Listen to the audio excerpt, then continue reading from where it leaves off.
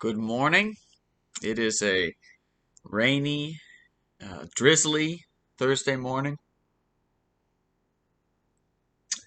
and I'm here with Bella the dog, and we're here to have a have a little devotional moment, looking today at Psalm 111, verses 2 and 3. Great are the works of the Lord, studied by all who delight in them. Full of splendor and majesty is his work, and his righteousness endures forever.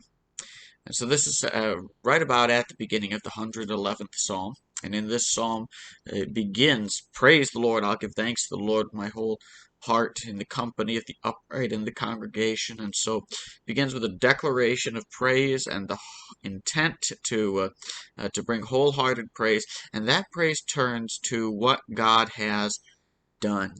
Praise focuses, worship focuses on who God is and on what he has done. And what he has done ought to be just another way of praising God for who he is, that it reflects his character in his actions. And so when we look at what God has done, his work of creation that shows his wisdom, his power, his love, his design, and his work of redemption that restores and shows his grace and mercy and also his righteousness and holiness. We see the character of God, and we can turn our hearts to worship.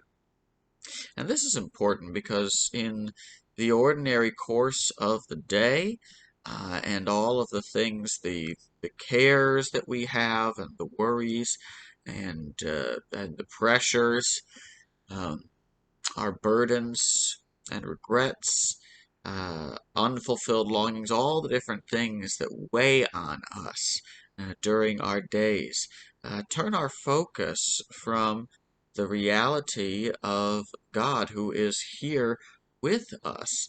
And all of the things that weigh on us encourage us really to approach life as though we were in it alone.